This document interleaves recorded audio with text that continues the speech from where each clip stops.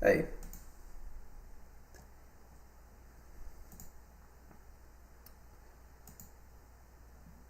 So let's see, can you guys hear me?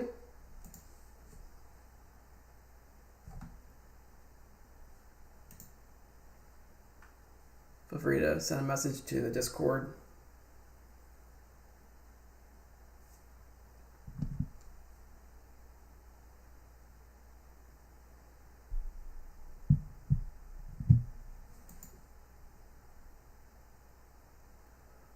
Cool. Okay. Well, it looks like there's a little bit of latency to this stream.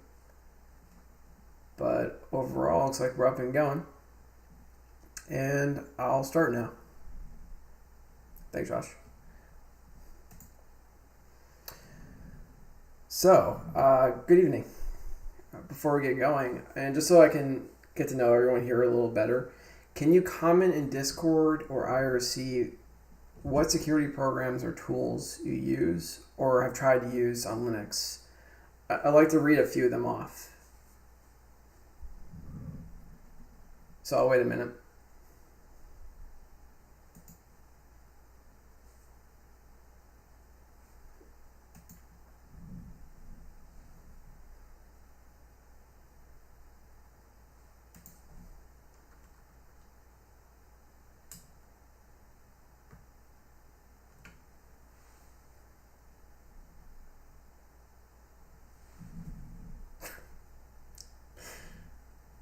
All right, so Josh says Clam AV.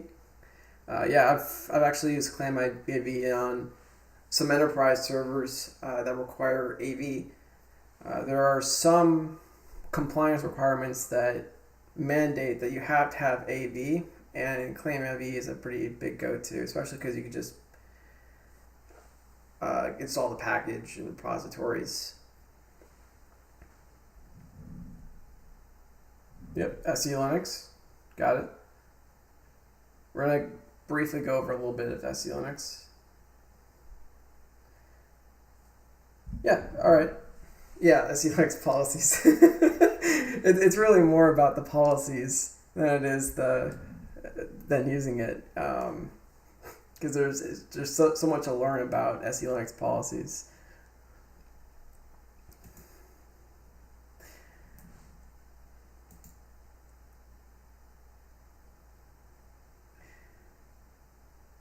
Yeah, and William says packs in GR security before it went proprietary. I also was using GR security before it went proprietary. It's a good kernel module. But I heard a lot of that and ended up getting integrated into Linux anyway.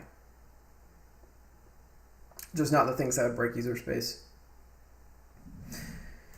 So, thank you. And I'd like to kick off with a question. Have you ever wondered why you rarely, if ever, see a security program on Linux stop a new attack? And when they do stop attacks, they're typically untargeted attacks. If you've ever been targeted by an attacker who is competent, all bets are off. Even when you use well-known and adopted kernel modules like SE Linux and AppArmor. I wrote an exploit a few months ago that bypassed both in 16 hours.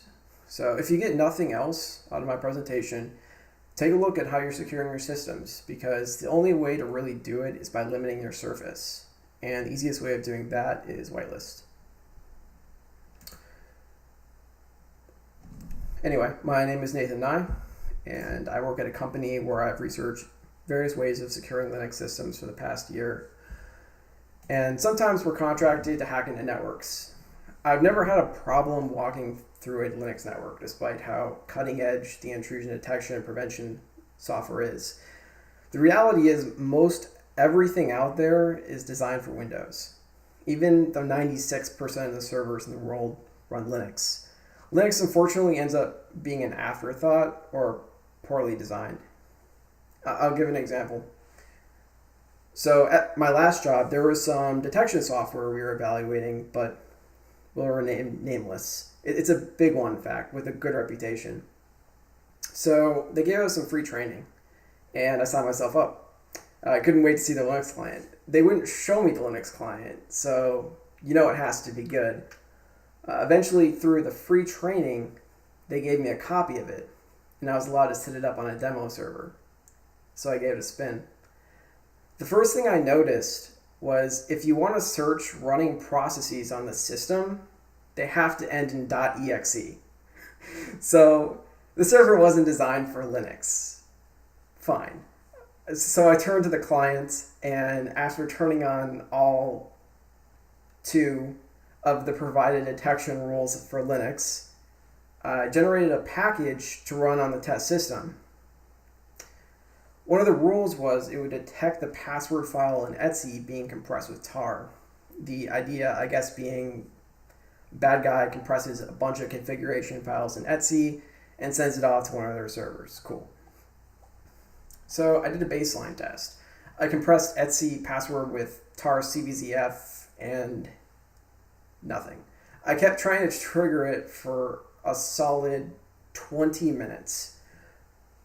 Turns out they only detect an exact match of the tar flags CF.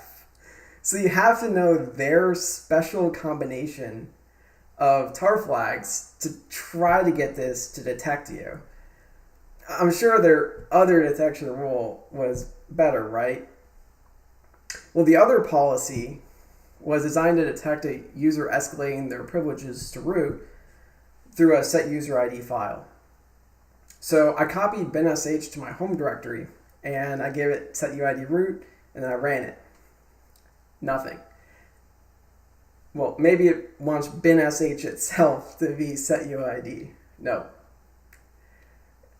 Eventually, 30 minutes later, I found out it wants your UID to be root, not your EUID, which is what the set UID program set. And that's actually on top of all the other conditions, or just wouldn't work. So that's a pretty typical experience when these programs aren't crashing your system or creating new security vulnerabilities. I found a lot more issues with that one, but as I mentioned last time, I have plenty of stories. This one was just the most recent.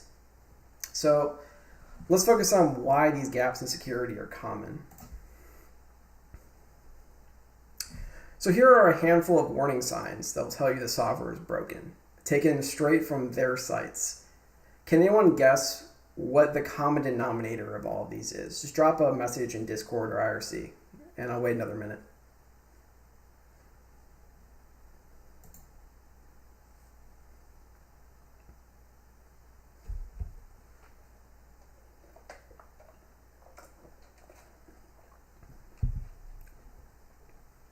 Don't be shy.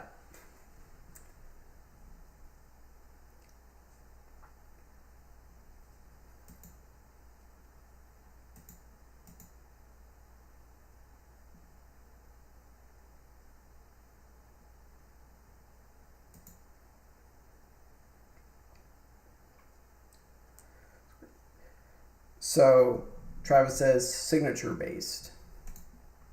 I'm looking through a couple of these channels at once.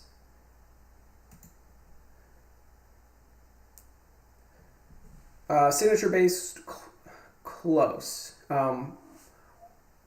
Think of what the signatures are creating. What are the signatures part of?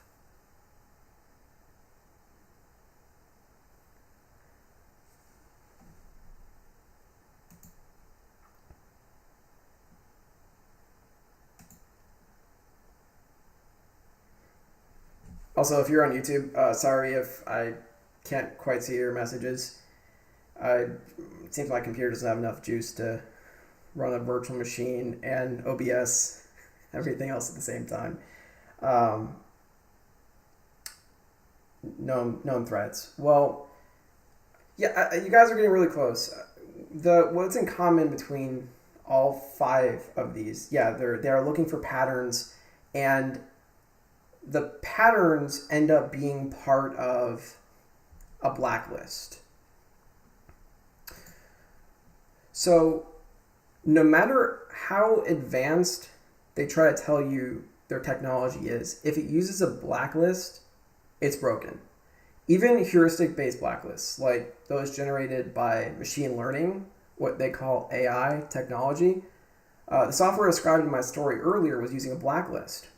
It would only detect the tar command at a specific path with specific flags. That's the perfect example of a blacklist in action. There are countless other ways of doing the same action in an indetectable way. CVF, oh, well, can't see that anymore. It's the same thing as if you upload a zero-day exploit to VirusTotal, 0% detection from all the AV. And they'll all tell you that they have the most sophisticated detection methods. So why do they fail? They're reactive and they can't detect new techniques ahead of time.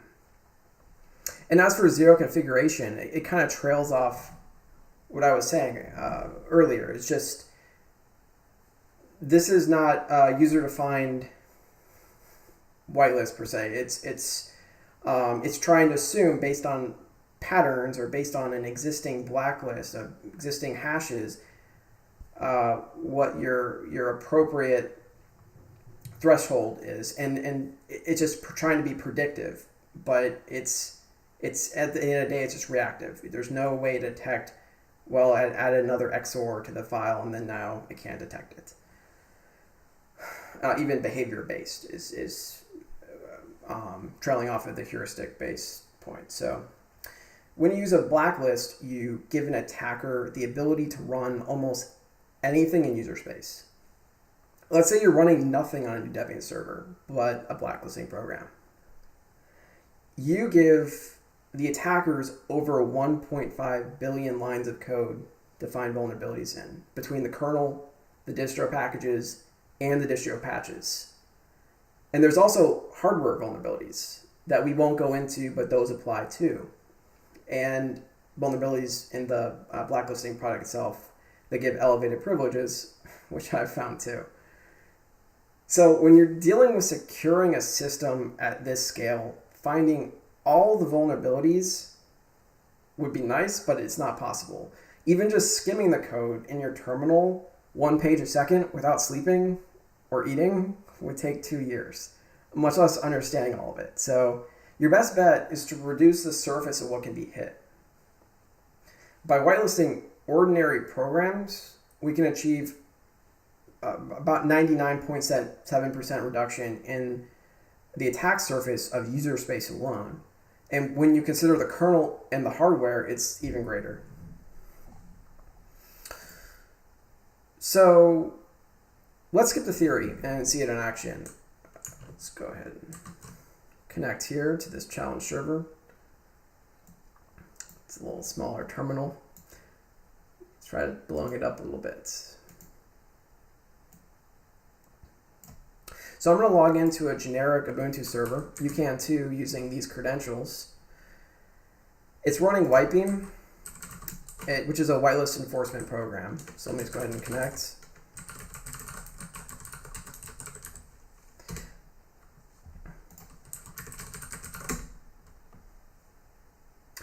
So when I run an allowed binary like ID, it works just fine.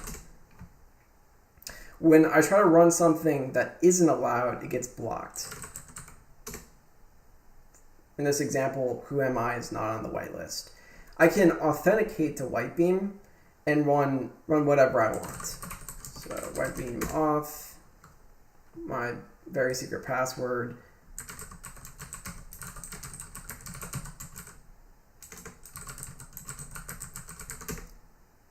Ta-da. One second. Sorry, just a moment.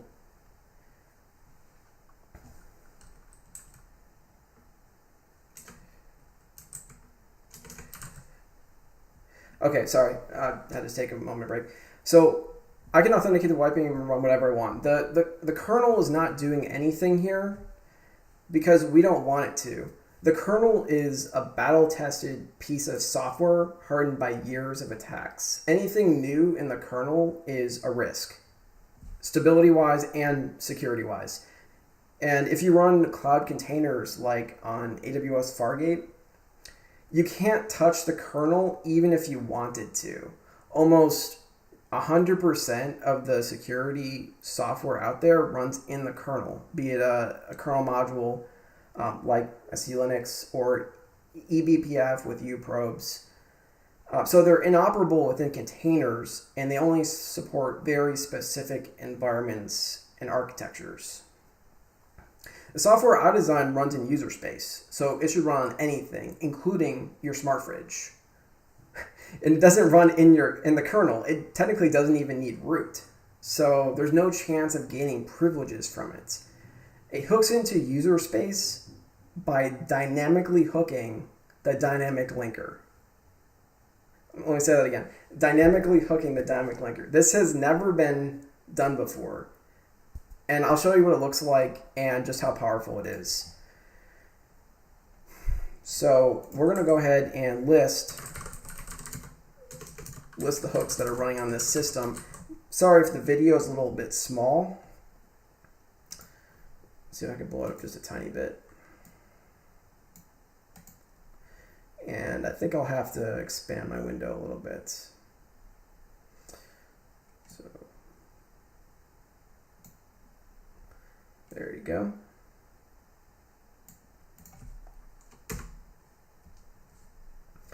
So here are all the hooks.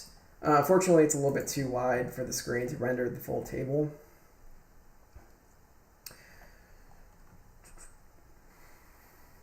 And this is where all the magic happens. So we can hook into any library function on the system.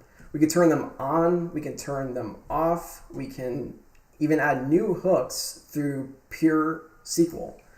Here, I'll even just give you an example of that right now. WhiteBeam load advanced. We're going to give WhiteBeam additional functionality right now. So it reaches out to the whitelist repository. I'll cover that in a second. And it adds the it adds new hooks. Unfortunately, it looks like the system is having some networking problems right now. But you can have your own custom repository. So like within a corporate network, for instance, you can have your own whitelist repository, which is just a list of SQL files, and you can just do the same thing I just did, WhiteBeam load advanced. And unlike this, for instance, this is having trouble reaching the internet. If it's on your LAN, you won't have any problems. So do you want to see, like, if someone is brute forcing SSH or SU, you can do that. Do you want to apply firewall rules to only one program? You could do that. Only one user, no problem. Do you want to find exploitable race conditions on your system? I already have some. How about speeding up your system? That's possible too. This is the WhiteBeam 0.2 hooking framework that I've designed over the past year. It's an entirely new and never before seen before today Linux hooking framework. And while this is an extremely powerful tool, we've adapted it to solving security on Linux. And to do this, we added a whitelist of allowed programs, libraries, writable folders, network access, and more. I'll just go ahead and show you the writable folders here. WhiteBeam list, whitelist, rep, writable. So here are the writable folders. This is saying that we can write the dev PTS in case we want to write to a TTY. We can write to this home directory. And the SSH server has the ability to write to var log.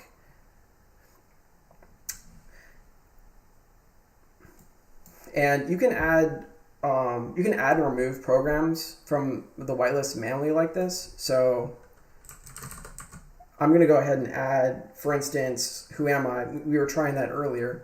WhiteBeam add file system path executable user bin who am I? And it goes ahead and adds it to the whitelist. And we can look at those whitelist entries by doing WhiteBeam list whitelist grep who am I? And those are the entries in the whitelist that it added for us. This means that any program can run who am I, which you can change. we could have specified an additional argument here to say, I want only sh to run who am I. Just the same way that we have sshd being the only thing that can write to var log. And it also has a hash corresponding to who am I. And one other neat feature here is, even though the hash is Blake3, you can specify multiple hashes, and it will it'll consecutively go down the list. And if one of those hashes doesn't match, it'll deny the execution. So the benefit there of this hybrid hashing scheme is that if one hashing algorithm has an issue, if there's a cryptanalysis that's done that breaks Blake3, for example, you could use SHA-3, and you have both SHA-3 and Blake3 in parallel, and it will pass the Blake3 hash, but it'll fail SHA-3. And then now the attacker has even more work to do trying to circumvent the program. And this is all configurable, by the way. The hashing algorithm is entirely configurable in the settings. It's just WhiteBeam setting hashing algorithm and whatever you want. If it's in the application, it'll work.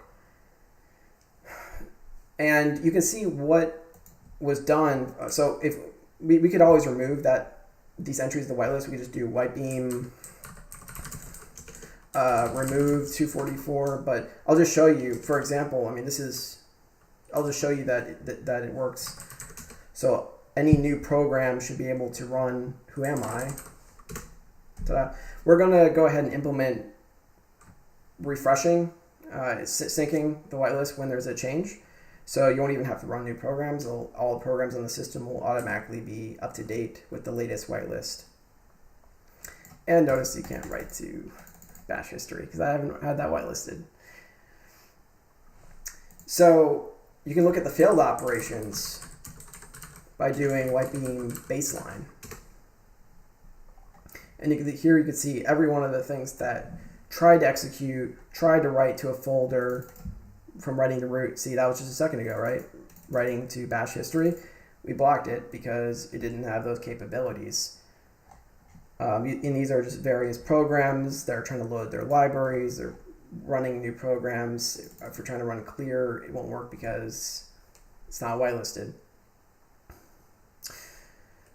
So these whitelists are distributed by a whitelist repository. I would have to re-authenticate to show you the repository on the CLI. It doesn't allow you to just query the settings arbitrarily, but as I was mentioning earlier, you can just go ahead and retrieve any one of these whitelists from a remote server. Perhaps the coolest thing about this framework is that it has prevention capabilities that were not previously achieved. So we can cover substantial gaps that I found in leading enterprise EDR software. So if you were around for the first presentation last year, oh, I actually got a question. Is this still being driven by LD Preload?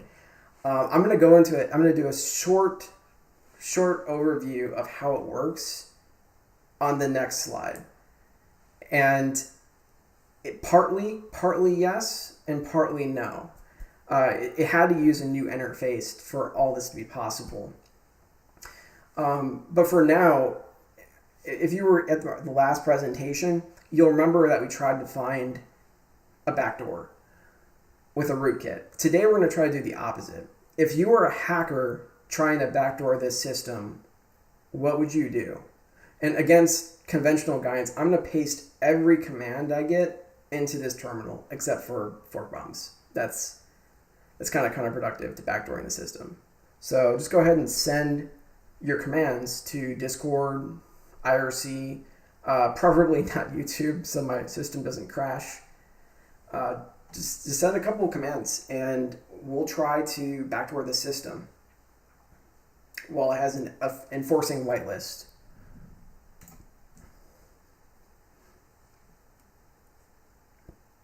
And don't be shy. I mean, just go ahead and list out some commands or even just describe the commands. and I'll try them for you. It's not like this is impenetrable. I mean, it's definitely possible that you could find a vulnerability in it, but you know, I just like to have the feedback to see if we could find a way of doing it.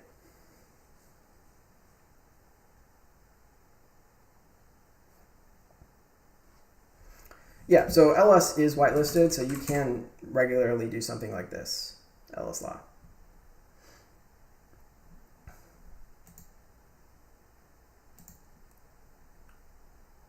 Any others?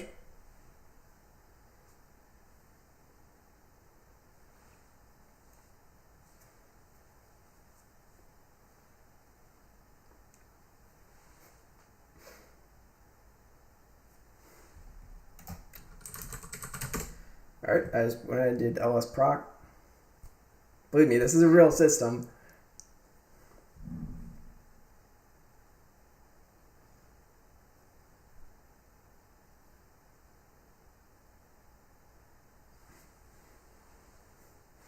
I mean, just go ahead, tell me something that would possibly backdoor it.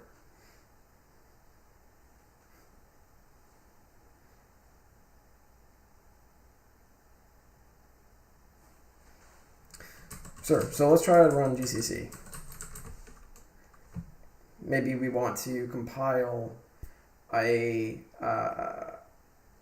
reverse shell, or we want to compile an IRC bot that connects to our server, GCC. Permission denied. It's not on the whitelist.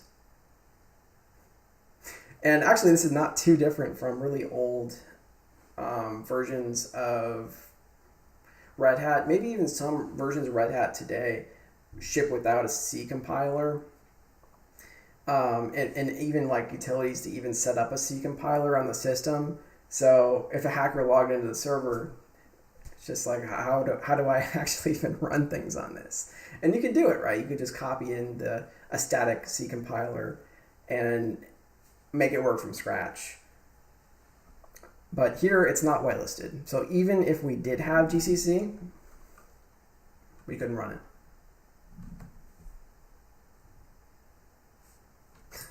Go hello world. It's not going to backdoor our system, but there it is. Done.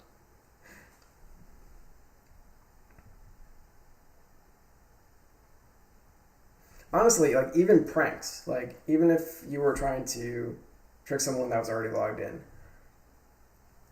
what would you do in the shell?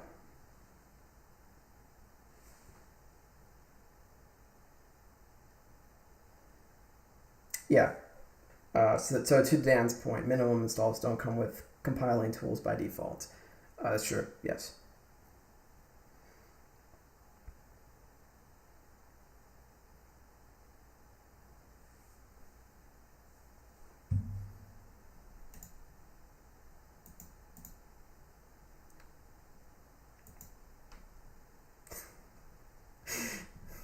Sure, you know what? Let's do it. Alias ls equals rmrf.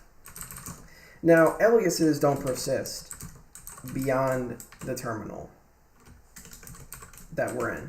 You have to be able to write to another file, like bashrc or profile, or the global bashrc and profile. And there's also specific directories that allow you to add dynamic files as well. So what we did was we just aliased it in our own terminal. And I mean, why don't we try to run it? So I'm gonna go ahead and run ls. RM, permission denied. Because RM is not on the whitelist. I wouldn't allow you to run, I wouldn't allow you to delete anything. If I'm trying to just run a production application, I wouldn't allow it. However, one of the hooks is unlinked. So even if I did give you access to RM and you tried to RM something you didn't have permission to, it would be permission denied.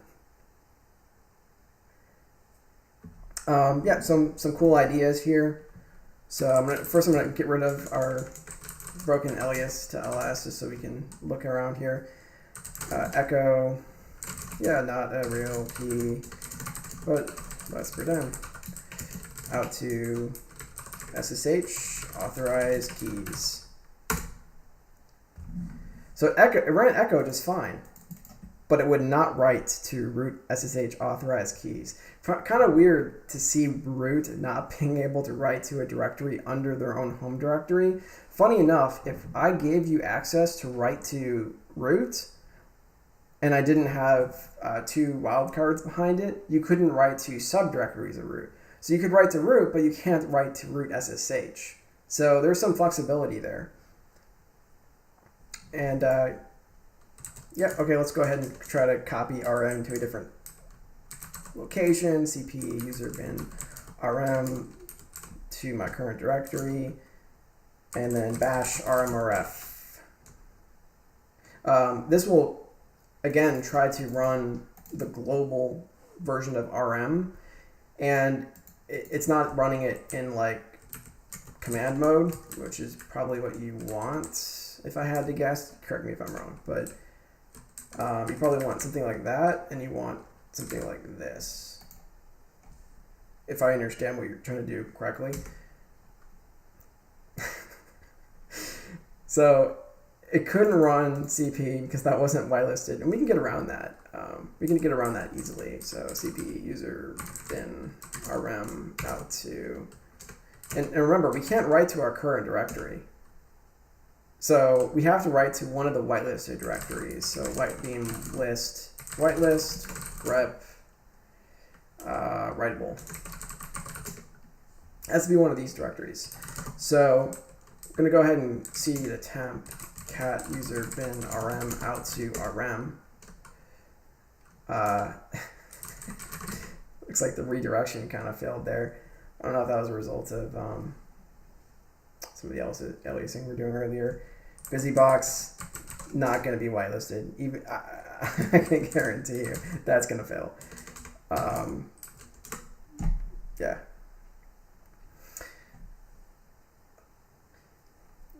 I mean, you can write to files, so test out to file.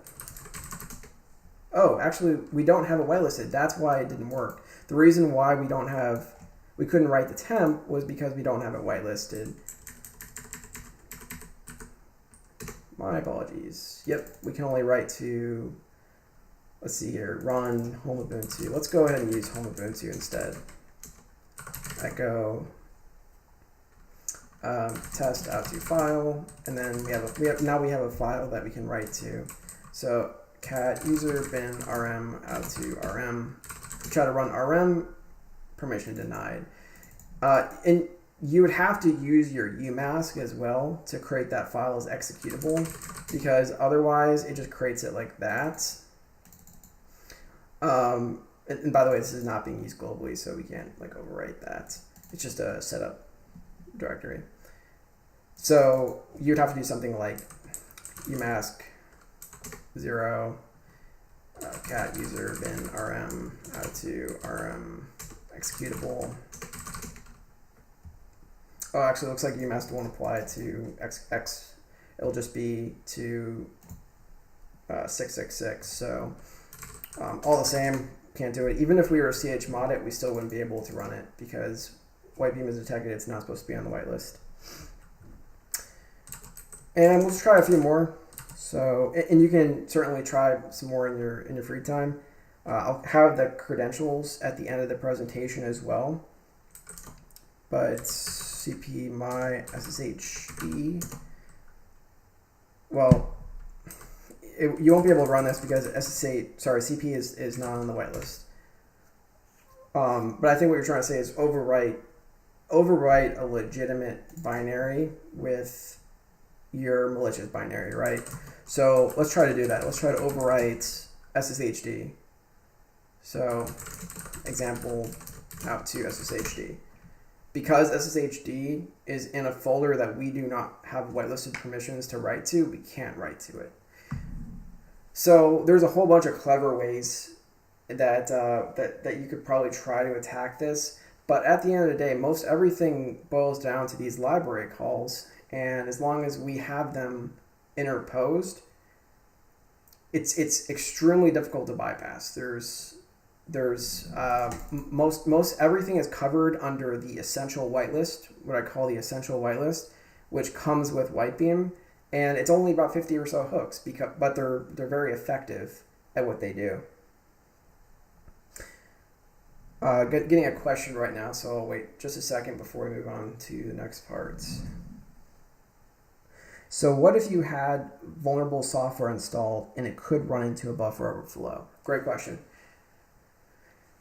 So here's what's going to happen. First off, WhiteBeam is pretty soon, we're going to implement a redirection of all functions that are vulnerable to basic overflow attacks, like stir copy. We're going to redirect those to the equivalent fortify function.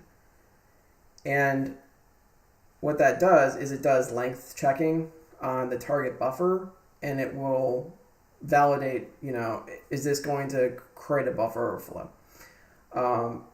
There are some other different attacks, which we'll cover in a little bit, that we're planning out support for.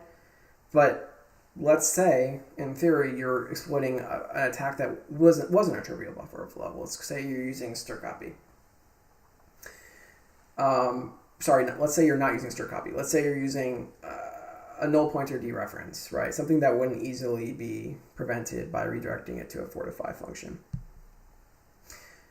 Then what would happen is you would be able to run your payload, and your payload would have to be modified and would have to account for WhiteBeam existing on the system. So any type of automated attack or default exploit will fail, because you have to be able to make the system call for execve directly and not use execve from libc. Because if you use execve from libc and the PLT, it's going to be interposed by WhiteBeam, and WhiteBeam is going to just block it. And here's the fun part, right? Now let's say you do run binsh. You have your entire exploit set up so that you run binsh and use the execve system call, and you spawn your shell on a target system. The way that it works is it'll be loaded into your new process. So now, even though you've technically circumvented it to run one program, now your new process has loaded WhiteBeam, and now you have to deal with the same stuff. It's just like this terminal here. You're back to square one, and you have to run only whitelisted programs because it's loaded it that way. So it's a lot of fun to try to circumvent this. It will, if it detects that you don't have the correct environment, it will reload the program as well. And that's just forced by the dynamic linker, and all the programs on the system use the same dynamic linker. That while loop there would probably fault the program. I'm just looking at it real fast. Can you download a binary that is fully compiled without linking and run it? No, you can't. Here's why. Well, actually, it depends on who you are. If you're the system administrator, you can whitelist a program that is statically linked. And I'm sorry that these questions are seeming to come out of nowhere if you're watching the YouTube the YouTube channel, but just a field link question from Discord, and Dan asked, can you download a binary that's fully compiled without linking and run it? And the answer is no. If you are a system administrator, you can whitelist a statically compiled program, but if you're a hacker and you try to load your own custom binary on the system and you try to run it, it won't run. So the key of WhiteBeam is that it's always before everything else. So you can think of many different ways of trying to circumvent it, but WhiteBeam was what came before that step of the process. So we could always make mitigating techniques around what's going to happen next. So sure, the statically linked binaries won't be dynamically linked, but then again, you have to have them whitelisted. to run them. And almost 99.9% of binaries that come with distros are all dynamically linked. It saves on file size, and it makes patching a lot easier. It makes patching, especially when it comes to very well-known libraries like libc, a lot easier. So I believe that just answered all the questions we had outstanding. Just checking IRC. Yeah, bin bash is still hooked. So you can go ahead and try this a little bit more in your free time. I'll go into how it works. So the way that WhiteBeam 0.2 works, it's a little bit complex design. It took me about a year to kind of get it down. It works by hooking into LD audit, and it's a way to audit that dynamic linker. So in the process of a program doing symbol binding, WhiteBeam interposes the function and redirects it to a generic hook. Now this is a really neat part. It's a solution to a problem that one Red Hat developer was trying to figure out, but gave up and eventually abandoned their project because without this solution, it's just unmanageable. This has kind of been like almost like an unsolved problem. The question is, how do you write one function that can wrap around any other C function? How do you write one function that can wrap around any other C function? And that's doing that without writing assembly for 60 different architectures. And the answer is a variadic C function. Every function call can be expressed as a variadic C function with 0 or more arguments. So you can just call varg and get the number of arguments you're expecting and then dispatch it to the real function with those arguments.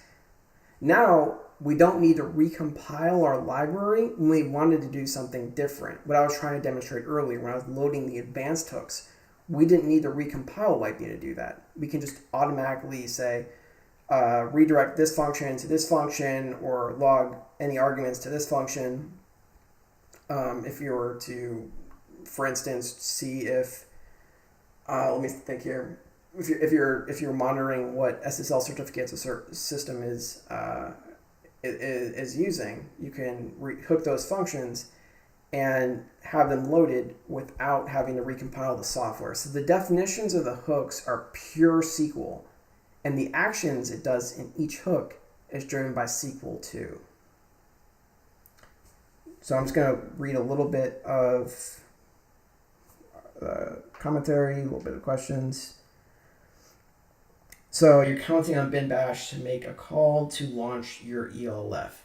No, I'm not counting on bin bash. I'm counting on a dynamically linked system. To the best of my knowledge, nearly every Linux distribution uses dynamically linked libraries.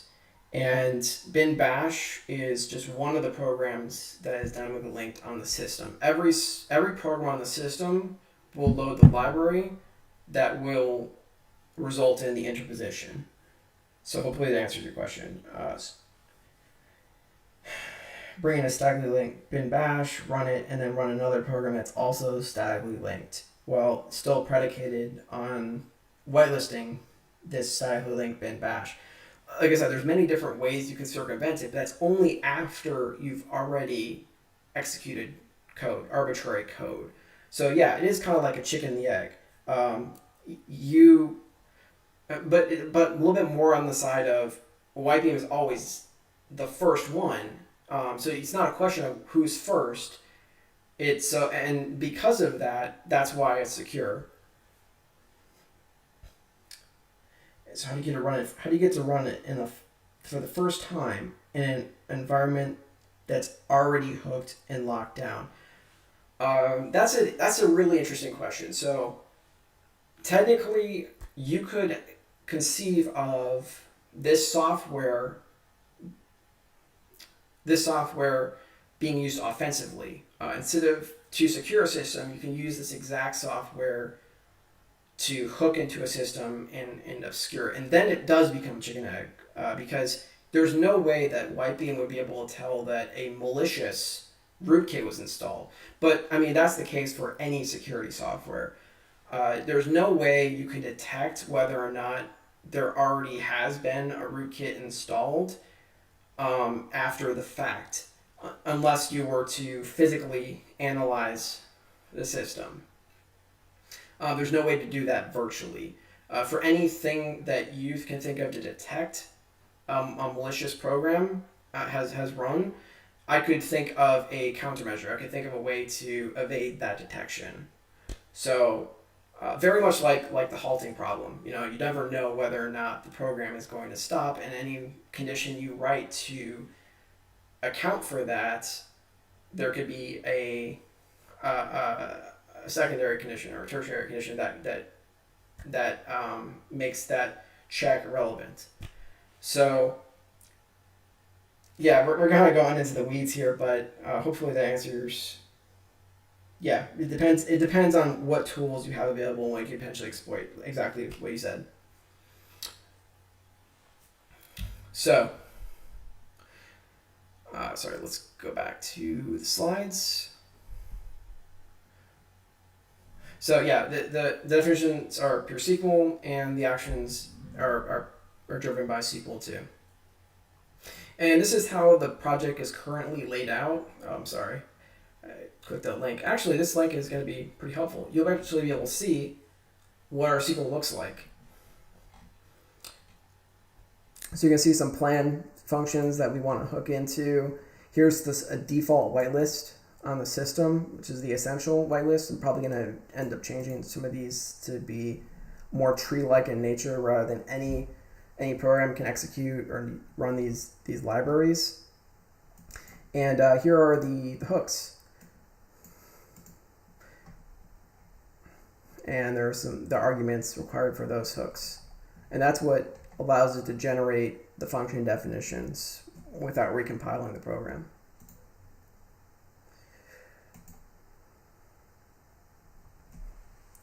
So this is how the project is currently laid out. It's a fully modular code base.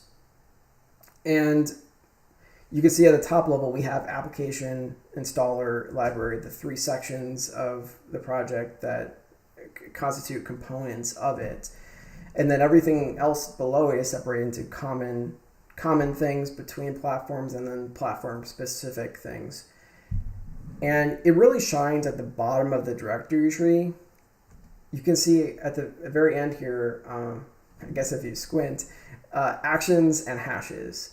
And the really nice thing about this modular system is you don't actually have to change anything about WhiteBeam below that level of the folder tree.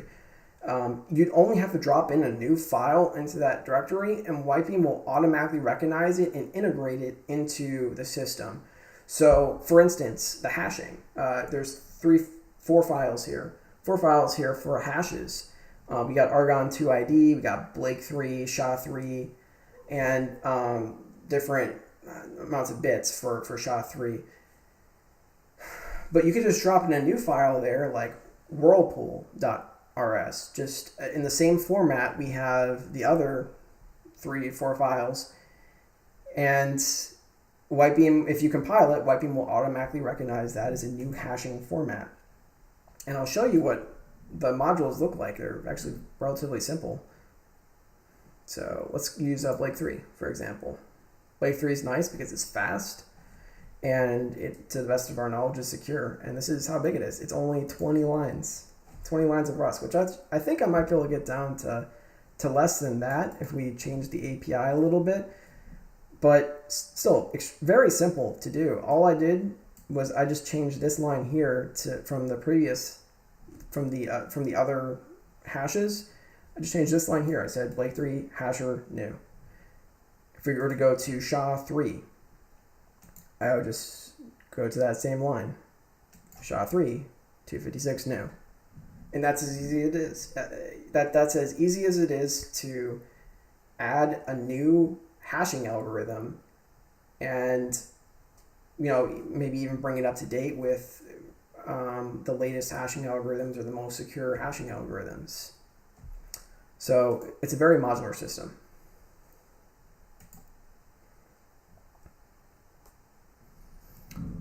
Just a minute.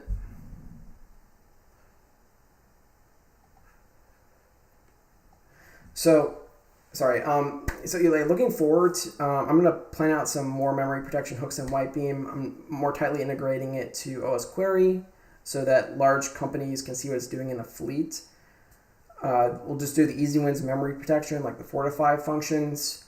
And beyond that, I'll add mitigations against other binary exploitation techniques that we discussed before, like user after freeze, null pointer dereferences, format string vulnerabilities, and some others. This is really cutting edge stuff. Hackers will need to change the playing field to compete with a system like WhiteBeam. We've already covered how they have to change their exploits. It won't. Their exploits won't work out of the box if the system is running WhiteBeam, because any new processes they spawn will work against them. So for now, let's look at a few clips from a honeypot I set up. So the first one here, this guy's pretty funny. I'll go into him in a second. So for some context here, what I did was I went to some hacking communities and I pretended to be inexperienced. I said I had a password for my friend's Minecraft server, which I've included in my post, and I didn't know where to buy SSH or PuTTY. And sure enough, a few people logged into our server. So this guy, he doesn't try to do anything to backdoor the server, so we don't stop him. We can log him, but he doesn't actually try to do anything malicious, so we let him go. Seems like we're running a little low on time, so I could just go straight to the next one. This guy, we'll wait for it to load up. So he's trying to run, this person's trying to run non-whitelisted programs, and that includes programs to elevate their privileges, and they get blocked. So here they're trying to run sudo, permission denied. And this is WhiteBeam running as a lower privileged user. Technically, you can authenticate to WhiteBeam even at this level and then run whatever you'd like. So let's go back here. This is it running as root, and I think we already covered that it runs as root. They're trying to run top in this example. This one is my favorite one. They're trying to circumvent WhiteBeam because it's blocking them. And there are two funny things about this recording. One, he tries to stop the recording and prevent it from being sent. The new honeypots make the recording process invisible. Second, these attackers really do have root or administrative privileges on my server. I give them that. They're just unable to use them. This guy ends up reading WhiteBeam's source code. See here, he's looking through all the other recordings of hackers that have signed on to the system. And then he starts interacting with it after reading the source code. And a lot of these are commands I just haven't even documented on my README yet. So he's clearly looking through it. Here he queries the list of hooks that are being interposed. He looks at all the rules, the way that the functions redirect. I have every function on the system that we've hooked redirecting to a secure version of that function, so it uses FDs. And then he looks at the whitelist to see everything we have whitelisted. And one of the things he notices is that we have set whitelisted. So his idea later on is, what if I use a whitelisted program to execute a non-whitelisted program? And it's a good strategy. So here he is a little bit later. He spawns a shell from sed, but he doesn't realize sed actually is preloaded with WhiteBeam, so it fails. And then he tries to execute ping directly through a whitelisted program, and that fails too. So He ultimately ends up blowing up the server to bypass WhiteBeam. As far as detection goes, that's quite loud, and it would alert an incident response team that an event occurred.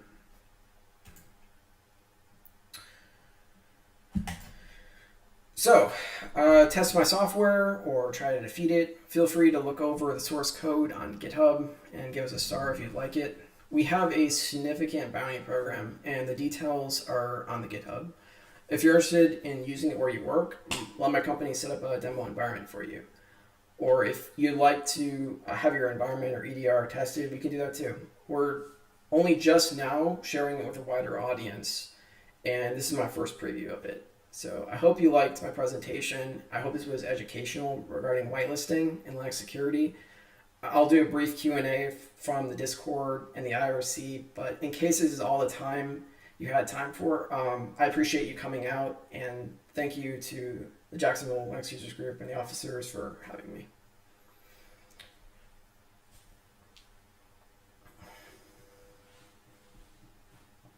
So I'll be looking at the IRC and the Discord for any questions, any further questions regarding the technology.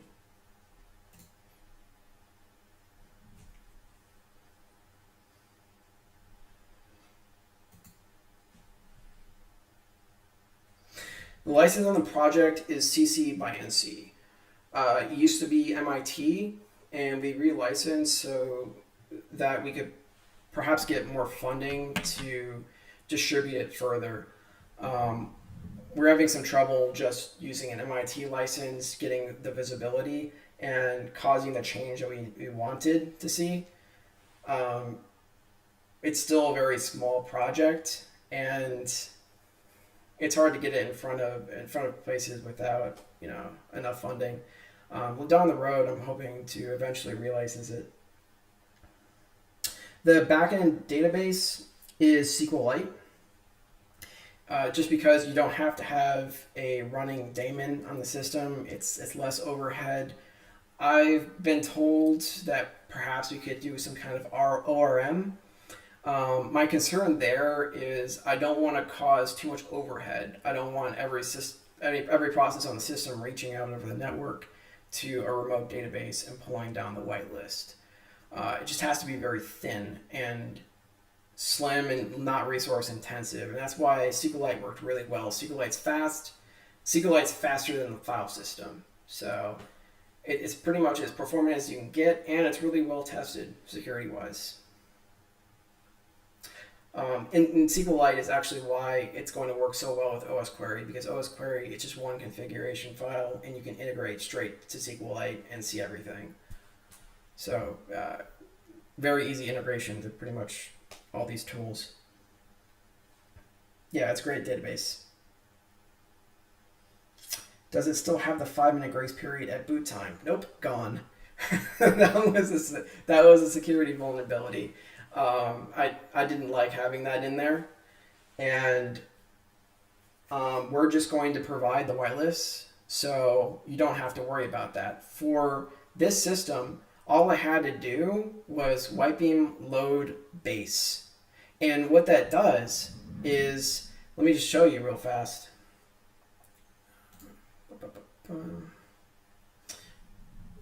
See if I can exit out of this presentation.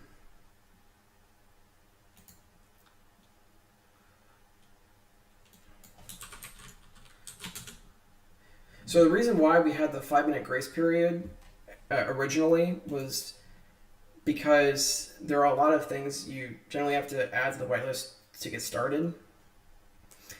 But we've made that whole process a lot simpler. There are special types of whitelists that you can easily load, and one of them is the base whitelist. So this is for Ubuntu 20.04. You can see we just add like a whole lot of libraries, a whole lot of programs, everything that's kind of needed to keep the system operating normally. And at the moment, it's not fully exhaustive. There's still, like, for example, the baseline that I did earlier, you could see how there's still some programs being blocked. Technically, they weren't required to continue running the system, so we just hadn't whitelisted them yet. The final whitelist will include those programs, and the only things that you should see blocked on the baseline are things that people are trying to run that aren't you. So anyone who's accessed the system, you'll be able to see prohibited programs. Generally, production servers, you don't want to run a whole bunch of things. Anyway, it's just the like applications you're trying to run. Development systems are a little different, I understand. But what you can do on a production system, if you want to run a whole bunch of different things, just do WhiteBeam auth. And he said, figure out how to nuke the WhiteBeam database, and you've locked everyone out of the system. Yep. But that depends on actually being able to write it. And those are protected by the file system writable hooks. So, yeah, you'd have to either corrupt it or overwrite it. Either way, if you have the ability to overwrite any file, you've kind of already won. There's easier ways of disabling WhiteBeam if you've already been able to circumvent it. For instance, seld.so.preload. If you overwrite that file, WhiteBeam won't even load. So, yeah, that physical access, there's nothing you can really do about physical access. Physical access is and always will be the end-all of security. You can always do modifications to the physical hardware to remove software. This is just as good as you can get from the OS level. Everything after run level 3, you know? So hopefully that answers all the questions. Just looking over IRC, yep. Okay, well, thank you again for attending, and hopefully I get to reach out to a couple of you regarding it. If you decide to give it a demo, give it a star if you like the presentation, and thank you everyone for your time.